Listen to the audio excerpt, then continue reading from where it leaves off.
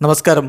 Raf talk ഫുട്ബോളിലേക്ക് എവർക്കും സ്വാഗതം. പോകുന്നുണ്ടെങ്കിൽ വെള്ളിയാഴ്ച വൈകിട്ട് UK സമയം 5 മണിക്ക് മുമ്പ് പോവുക. അത് കഴിഞ്ഞാൽ പിന്നെ നടക്കില്ല. ചെൽസി എൻസോ ഫെർണാണ്ടസിൻ്റെ എക്സിറ്റിന് ഡെഡ് ലൈൻ വെച്ചിരിക്കുകയാണ്.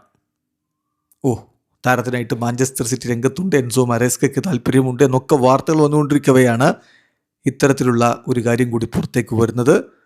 നമ്മുടെ സുഹൃത്തുക്കൾക്കൊക്കെ ഏറെ വിശ്വാസമുള്ള Italian football journalist Fabricio Romano തന്നെ ഇക്കാര്യം സ്ഥിരീകരിച്ച് പുറത്തുവിട്ടിട്ടുണ്ട്.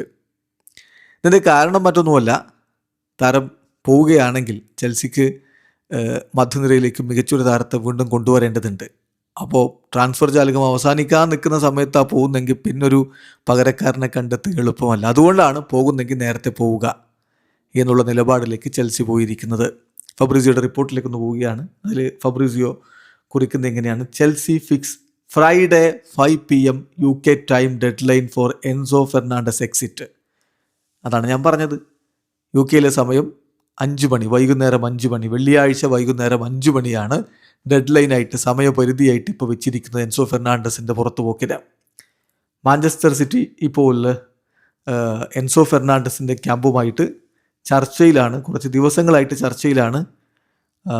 പക്ഷേ ചെൽസി വളരെ കൃത്യമായിട്ട് പറയുന്നത് 120 മില്യൺ സ്റ്റീർലിംഗ് പൗണ്ട് അത് വേണം, അതുണ്ടെങ്കിൽ മാത്രമേ താരത്തെ നൽകുകയുള്ളൂ എന്ന് ചെൽസി വളരെ കൃത്യമായിട്ട് കമ്മ്യൂണിക്കേറ്റ് ചെയ്തിട്ടുമുണ്ട്.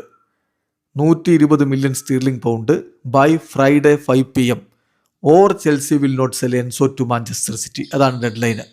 അതായത് വൈകുന്നേരം 5 മണി, വെള്ളിയാഴ്ച വൈകുന്നേരം 5 മണിക്ക് മുമ്പ് പണം കിട്ടിയിരിക്കണം. 120 മില്യൺ സ്റ്റീർലിംഗ് പൗണ്ട് അത് കിട്ടുകയാണെങ്കിൽ പോയിക്കോ, ഇല്ലെങ്കിൽ പോകാൻ പറ്റൂല, ചെൽസിയിൽ തന്നെ നിൽക്കണം. ഇതാണ് എൻസോക്കുള്ള ഡെഡ് ലൈൻ വെച്ചിരിക്കുന്നത്. വീഡിയോ അവസാനിക്കുന്നു. ഫുട്ബോൾ ലോകത്ത് കൂടുതൽ വിശേഷങ്ങളുമായി റാഫ് ടോക്സിൽ എത്താം.